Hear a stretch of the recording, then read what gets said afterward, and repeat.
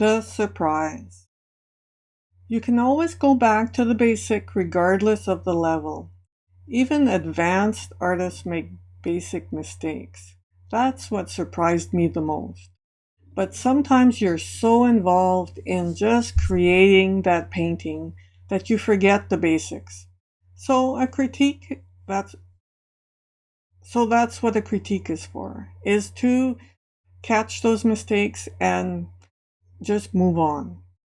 Your love of the medium and the process of creating makes you forget the basics.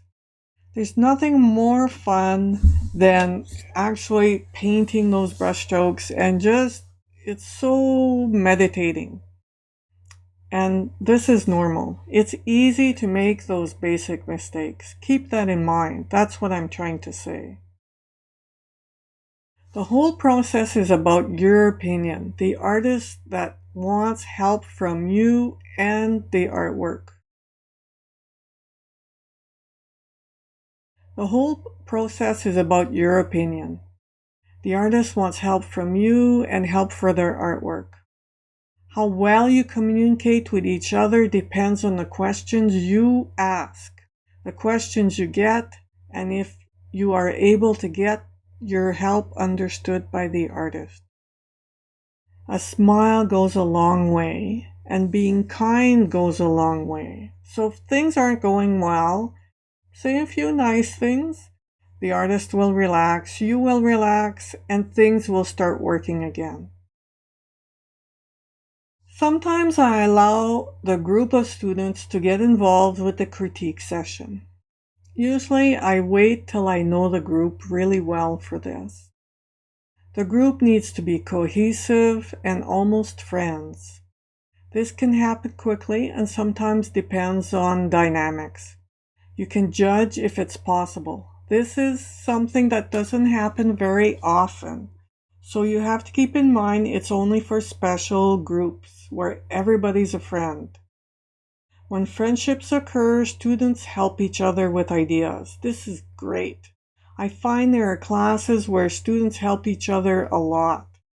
And if you have this in your class, then you as the instructor is to facilitate them helping each other. So they self-critique as a group and they self-critique individually as well. As an instructor, you could encourage this. Students learn a lot from each other. Remember, teaching is not about you, the teacher, being the boss and knowing it all, but it's about enabling positive dynamics to occur. So you want good things to come out of this critique. More information for group dynamics. Mutual respect and being able to listen is partly why friendships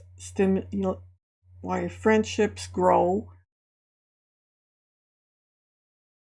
Mutual respect and being able to listen is partly why friendships grow and stimulates creative flow.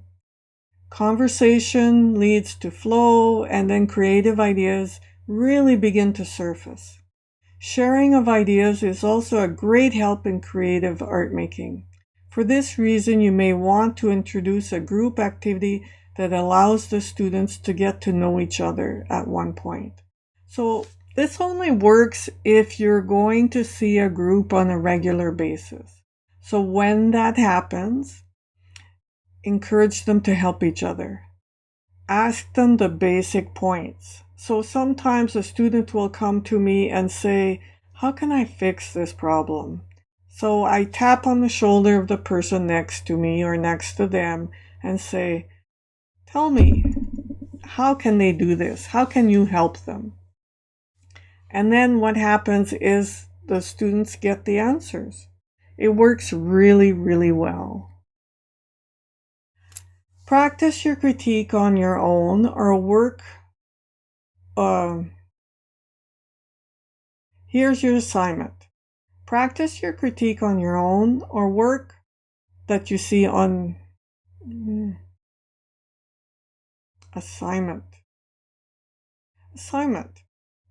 Practice your critique on your own work or pick a piece on the internet. Practice makes perfect. Don't be afraid to practice. That's why there are so many assignments included in this course.